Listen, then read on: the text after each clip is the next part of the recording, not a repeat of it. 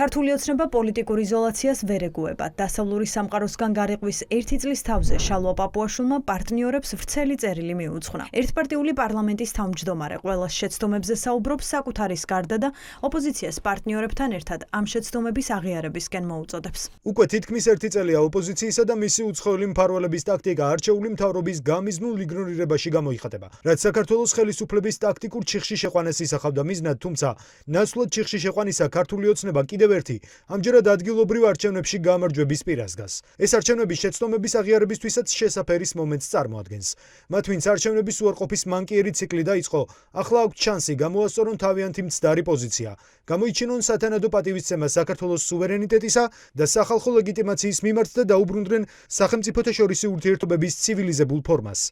ქართულ ოცნებასთან დასავლურმა სამყარომ კონტაქტი ჯერ კიდევ შარშან რუსული კანონის ინიცირებისთანავე გაწყვიტა და მას შემდეგ ივანიშვილის პარტია ჩიხიდან გამოსავლის იმედს კონკრეტულ თარიღებზე ამყარებდა. ამ მომრჩეველს ჯერ 26 ოქტომბერს აიმედებდა, შემდეგ 20 იანვარს. ახლა მოქალაქეებს ეუბნება, რომ 4 ოქტომბრის შემდეგ ყველაფერი უნდა დაალაგდეს.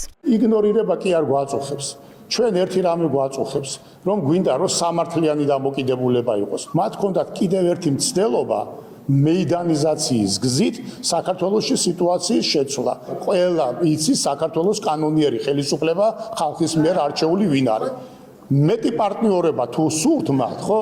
ამას ვთავაზობთ ჩვენ, თორე არანაირი ლეგიტიმაციის პრობლემა არ გვაწუხებს. დარწმუნებული და გონიათ არჩევნების მერე მოგვარდება ეს ყველაფერი. დარწმუნებულობაზე აქ საუბარი არის იმ იმედზე, რომელი იმედით ჩვენ უნდა გამოვთქვათ. დეპუტატები დღეს თავს ისე წარმოაჩენენ, თითქოს დასავლური სამყაროსგან იზოლაციას არც გრძნობენ და არც მათგან აღიარება სჭირდებათ.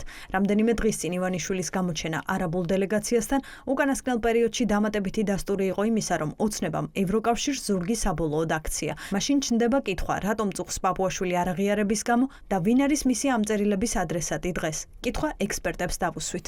საქმე ის არის, რომ საქართველო იგივე აღმოსავლეთისთვის იგივე არაბული ქვეყნებისთვის, იქნება ჩინეთი, იქნება ასეთი ტიპის ქვეყნებისთვის, აზერბაიჯანი თუ გნებათ, საინტერესოა როგორც სატრანზიტო ქვეყანა, ტრანზიტის ქვეყანა. ანუ ეს არის ქვეყანა, რომელთაც ისინი უნდა დაუკავშირდნენ დასავლეთს.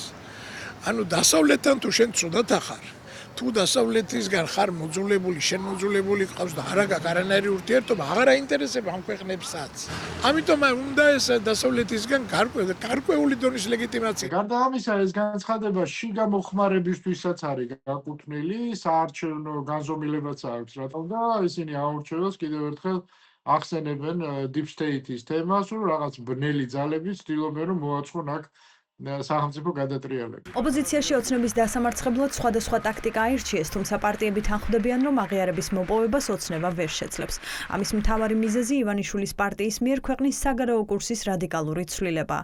ქართულმა ოცნებამ ურთიერთობები აქამდე თავად გამიზნულად და ნაბიჯ-ნაბიჯ მიიყვანა. ჩვენ გვახსოვს ეგრეთ წოდებული პრემიერ-მინისტრი ანგაჟირებული და ტრანსლაციიდან ამობხტარი, როდესაც ემანუელ მაკრონმა 3 წამით ხელი წამოარტყა, ჩანს ძალიან ბევრ ქმედებაში, რომ ძალიანაც ადარდება საერთაშორისო ლეგიტიმაცია, მაგრამ ცდილობენ საკუთარი პირობებით, საკუთარი წესებით ეთამაშონ პოლიტიკურ დასავლეთს და სწორედ ამიტომ არ გამოსდით და არც გამოუვათ. პაპუაშვილის ეს გაღიზიანება აბსოლუტურად გასაგები არის. დღეს ქართული ოცნება არის კანონგარეშედ გამოცხადებული როგორც ქვეყნის შიგნით ხალხის მიერ, ხალხის მხრიდან, ასევე საერთაშორისო საზოგადოებაში.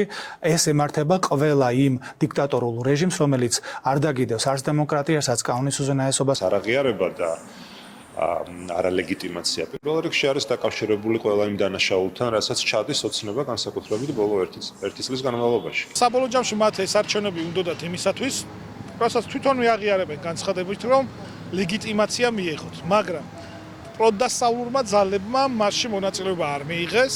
სულ სპეცოპერაციაში მონაწილეობა ქართულ ოცნებას ვერ მისცემს ლეგიტიმაციას. რა მოხდება 4 ოქტომბრის შემდეგ, შესაძლოა ამ კითხვაზე პასუხი სხვადასხვა იყოს, თუმცა ოცნების იმედი, რომ დათმობების და კონკრეტული გადაწყვეტილებების გარეშე ლეგიტიმაციას მოიპოვებს და მისთვის დასავლეთის კარი გაიღება თითქმის არ არსებობს.